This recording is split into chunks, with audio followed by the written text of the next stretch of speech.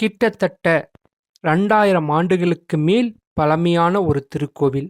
அது மட்டுமல்லாமல் ராமபிரானால் உருவாக்கப்பட்ட லிங்கம் மற்றும் அனுமனால் கொண்டு வரப்பட்ட லிங்கம் ஆகிய 2 லிங்கங்களும் உள்ள ஒரே திருக்கோவிலான கருக்குடி என்னும் ஊரில் அமைந்துள்ள சர்க்குணலிங்கேஸ்வரர் அல்லது திருக்கருக்குடிநாதர் திருக்கோவிலை பற்றி தான் இந்த வீடியோவில் பார்க்க போகிறோம்.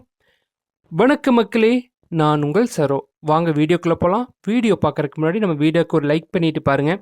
இது போன்ற ஆன்மீகம் சம்மந்தப்பட்ட வீடியோக்களுக்கு நம்ம சேனலில் சப்ஸ்கிரைப் பண்ணி வச்சுக்கோங்க. வாங்க வீடியோக்குள்ளே போகலாம்.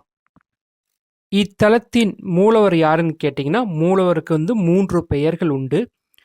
சர்க்குணலிங்கேஸ்வரர், கருக்குடிநாதர், பிரம்மபுரீஸ்வரர். அதே மாதிரி தாயாருக்கும் 3 பெயர்கள் உண்டு. அத்வைத நாயகி, கல்யாணி அம்பிகை, சர்வ அலங்கார நாயகி. இந்த திருக்கோவிலோட தீர்த்தம் என்னன்னு கேட்டிங்கன்னா யம தீர்த்தம்.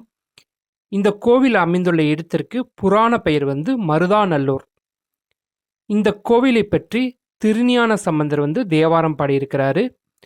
காவேரி தென்கரை தேவார தலங்களில் 69வது தலமாகவும் மொத்தம் 274 தேவார பாடல் பெற்ற தலங்களில் 132வது தலமாகவும் இந்த திருக்கோவிலானது விளங்குகிறது.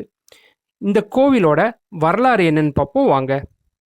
ராமாயண காலத்தில் ராமபிரான் இலங்கைக்கு செல்லும் முன் இத்தலத்திற்கு வந்ததாக கூறப்படுகிறது. குறித்த நேரத்தில் வழிபாடு செய்ய அனுமன் சிவலிங்கம் கொண்டு வர தாமதமானதால் ராமபிரான் தன் அருகில் இருந்த மணலையே 2 கைகளாலும் லிங்கம் பிடித்து வழிபட்டார் என்றும் அதுவே தற்போதைய பிருத்திவி லிங்கமாகும். அனுமன் கொண்டு வந்த லிங்கம் கோயிலின் இடப்புறம் உள்ள அனுமந்த லிங்கம் என்ற பெயரில் உள்ளது. இந்த தலத்திற்கு மற்றொரு வரலாறு உண்டு. தனஜெயன் என்ற வணிகனுக்கு தொழுநோய் ஏற்படுகிறது. மனம் வருந்திய அவன் இத்தல இறைவனை வேண்டி தொழுநோய் நீங்கி பெற்றான் அப்படின்னு சொல்றாங்க. ஒவ்வொரு கோவிலுக்கும் ஒவ்வொரு பெருமை உண்டு. அதே மாதிரி இத்தலத்தின் பெருமை என்னன்னு பார்ப்போம் வாங்க. என்னப்பன் ஈசனும் என் தாயாருமான பார்வதி தேவியும் இருவரும் கிழக்கு பார்த்து திருமண கோலத்தில் அருள்பாலிக்கின்றனர். இவ்வூரின் அருகே ஏனாதி நாயனார் அவதரித்த தலம், அதாவது ஏனநல்லூர் உள்ளது. இந்த கோவில வீணா தட்சிணமூர்த்தி இருக்கிறாரு. அதே மாதிரி பிரம்மா, சர்க்குணன் என்ற அரசன் ஆகியோர் வழிபாடு செய்யப்பட்டுள்ள ஒரு ஸ்தலம். இதனால் இத்தலம் சர்க்குணலிங்கேஸ்வரர் என்று அழைக்கப்படுகிறது. இதான் இந்த தலத்தினோட பெருமை. இந்த தலத்தினோட பொதுவான தகவல் என்னன்னு பார்ப்போம் வாங்க. இத்தலத்தின் விநாயகர் வலம்புரி விநாயகர் என்ற திருநாமத்துடன் அருள்பாலிக்கின்றார். கிழக்கு நோக்கிய கோவில். கருவறையில் உள்ள சிவலிங்கமானது மிகவும் சிறியது. இந்த சிவலிங்கமானது மணலால் செய்யப்பட்டது. ராமபிரான் மண்ணை கையால் பிடித்து செய்த சுவடுகள் இன்னும் தெரிகிறது. அரை அடி உள்ள சிறிய ஆவுடையார் பீடம் கல்லால் அமைக்கப்பட்டுள்ளது. பிரகாரத்தில் வலம்புரி விநாயகர், நவகிரகங்கள், சூரியன், சந்திரன், லிங்கோத்பவர், முருகன் ஆகியோர் இருக்கிறாங்க. அம்மன் சன்னதி எதிரே பார்த்தீங்கன்னா தனஞ்சய வணிகன் வணங்கிய சிலை இருக்கும். இதான் இந்த கோவிலோட பொதுவான தகவல்.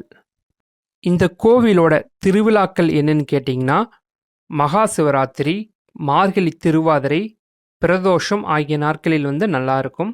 அதே மாதிரி இந்த கோவிலோட திறக்கும் நேரம் என்னன்னு கேட்டிங்கன்னா, ஆன்லைனில் பார்த்தீங்கன்னா காலை 8லேருந்து 10 மணி வரைக்கும் போட்டிருப்பாங்க. மாலை 5:30 மணி முதல் இரவு 7 மணி வரைக்கும் போட்டிருப்பாங்க. ஆனால் இந்த கோவில் ஐயர் கரெக்டான டைம்னு சொல்ல முடியல. ஒரு நாளைக்கு 8:30க்கு வராரு, 9 மணிக்கு வராரு. அவர் 4-5 கோயில் பார்க்கறனால அந்த டைமிங் கரெக்டாக சொல்ல முடியாது. நீங்கள் போகிற மாதிரி இருந்தால் அங்கே போயிட்டு அந்த ஐயரோட நம்பர் முன்னாடியே இருக்கும். அதை பார்த்து நீங்கள் கூப்பிட்டீங்கன்னா வந்துடுவார்.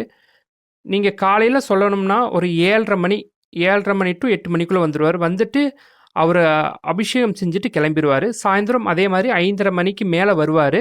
வந்துட்டு 1 மணி நேரம் இருப்பார். இதான் இந்த கோவிலோட டைமிங். அதே மாதிரி இந்த கோவில் அமைந்துள்ள இடத்திற்கு முகவரி என்னன்னு கேட்டிங்கன்னா, அருள்மிகு சர்க்குணலிங்கேஸ்வர திருக்கோவில், மருதாநல்லூர், கும்பகோணம் வட்டம், தஞ்சாவூர் மாவட்டம். வழித்தடம் என்னன்னு கேட்டிங்கன்னா, கும்பகோணத்துலேருந்து ஒரு 4 கிலோமீட்டர் தொலைவிலே இந்த கோவிலானது அமையப்பட்டுள்ளது. கும்பகோணத்துலேருந்து மன்னார்குடி போகும் சாலையில் கும்பகோணத்தை அடுத்து சாக்கோட்டைன்னு ஒரு ஊருக்கும், சாக்கோட்டைக்கு அடுத்து மருதாநல்லூர் அப்படின்னு ஒரு ஊர் இருக்கும். அந்த மருதாநல்லூர்கிட்ட இறங்கிட்டு அங்கிருந்து பார்த்தீங்கன்னா ஒரு 500 மீட்டர்லேயே இந்த கோவிலானது அமையப்பட்டு இருக்கும். இந்த கோவிலோட பிரார்த்தனை என்னென்னா, முக்கியமாக வாஸ்து சம்மந்தப்பட்ட பிரச்சனைக்கு வராங்க. அதே மாதிரி திருமணம் ஆகாதவர்கள் இந்த கோயிலுக்கு வந்து வேண்டிக்கிட்டிங்கன்னா கண்டிப்பாக திருமணமானது கைகூடும் அப்படின்னு நம்பப்படுகிறது. இந்த வீடியோ அனைவருக்கும் பிடித்திருக்கும் நினைக்கிறேன். பிடித்திருந்தால் மறக்காமல் இந்த வீடியோக்கு ஒரு லைக் பண்ணுங்கள். இது போன்ற ஆன்மீகம் சம்பந்தப்பட்ட வீடியோக்களுக்கு நம்ம சேனலான சரோவின் ஒரு ஆலய தேடலை வந்து சப்ஸ்கிரைப் பண்ணி வச்சுக்கோங்க. இத்துடன் இந்த வீடியோ முடிச்சுக்கிறேன். மீண்டும் இன்னொரு வீடியோவில் உங்களை சந்திக்க வரை உங்களிடம் விடைபெறுவது உங்கள் சரோ. நன்றி.